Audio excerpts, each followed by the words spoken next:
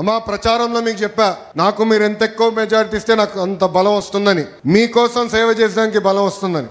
ఆనాడు రచ్చబండ కార్యక్రమంకి వచ్చినప్పుడు మీరందరూ ఒకటే అడిగారు, కొత్తిల్లు కాదు, మేము ఎక్కడ నివసిస్తున్నాం అక్కడనే మీరు రెగ్యులరైజ్ చేసి పట్టాలు అందించండి అని పదే పదే మీరు నన్ను కోరారు. మీరు అన్నారు దశాబ్దాలుగా మేము ఇక్కడ నివసిస్తున్నాం, మాకు బంధువులు స్నేహితులు పని అంతా ఇక్కడనే ఉంటుంది, మళ్ళీ మీరు తీసుకెళ్ళి ఎక్కడో మూలలో పడేస్తే మళ్ళీ ఆటోలో రావాలో వేరే వాహనాలు రావాలి, మాకు చాలా ఎక్కువ ఖర్చు అవుతుంది, మేము ఎక్కడున్నాం అక్కడనే కల్పించండి అని మీరు కోరారు. నేను ఆనాడు చెప్పా 3 రకాలు ఉంటాయి.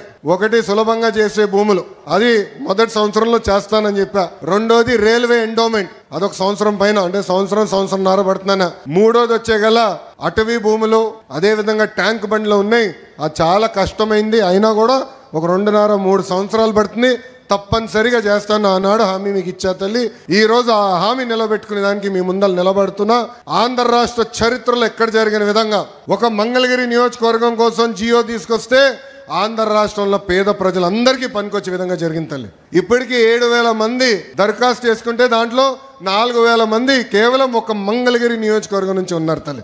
ఈ 5 రోజు కార్యక్రమం 3,000 కుటుంబాలకి ఈరోజు ఇంటి పట్టాలు ఇస్తున్నాం. ఆ పట్టాలని మీరు రిజిస్టర్ చేసుకోవచ్చు. ఈ కార్యక్రమం అయిన తర్వాత ఆ పట్టాలని మీరు రిజిస్టర్ చేసుకోవచ్చు.